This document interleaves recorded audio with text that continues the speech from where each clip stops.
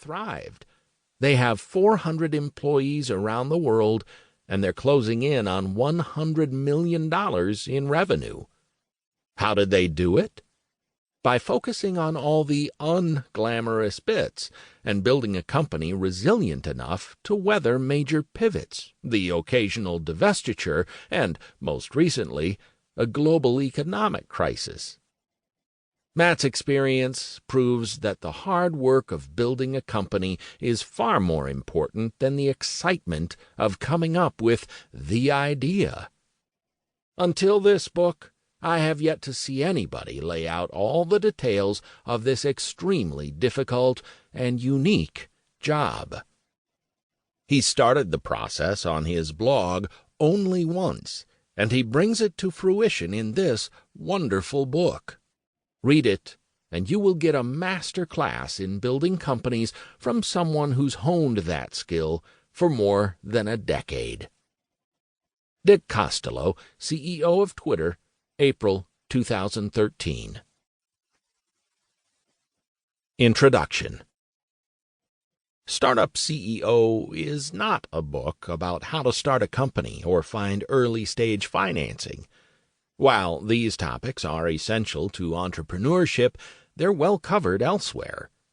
This book is also not about sales, marketing, engineering, finance, or other disciplines inside the company.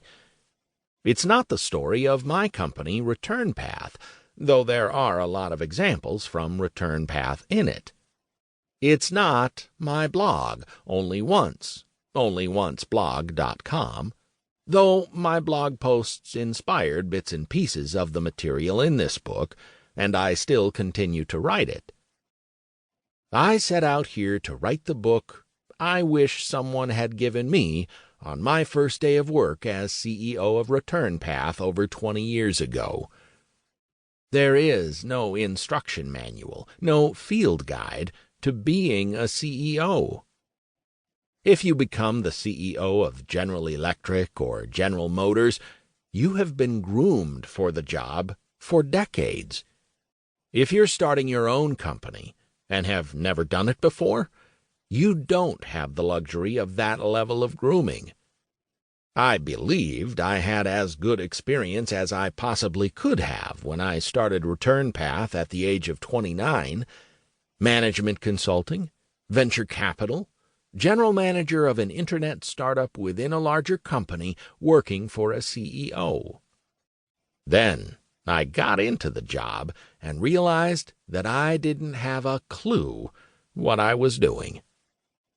There is a real craft to being a CEO and leading a full organization, and there's no substitute for actually being in the job, especially early in your career.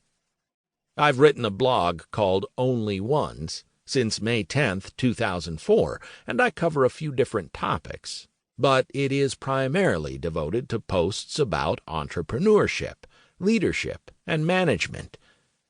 My longtime friend and board member, Fred Wilson, inspired the name of the blog with a post entitled, "You're Only a First-Time CEO Once." In that post, he says, "The hardest job in management is the first-time CEO. I have absolutely no data on this, but I suspect that at least 75% of first-time CEOs fail at some level. Many get fired. Many go down with the ship when it sinks. Some quit. Many sell their businesses before they've realized their full potential because they just can't figure out how to do the job right. But in venture capitalism, among the most pure forms of capitalism there is, failure isn't all bad. Because, as I said yesterday, you are only a first-time CEO once. Most talented business people come up the learning curve quickly, and the next time they don't make the same mistakes. They move faster. They listen better. They spend less.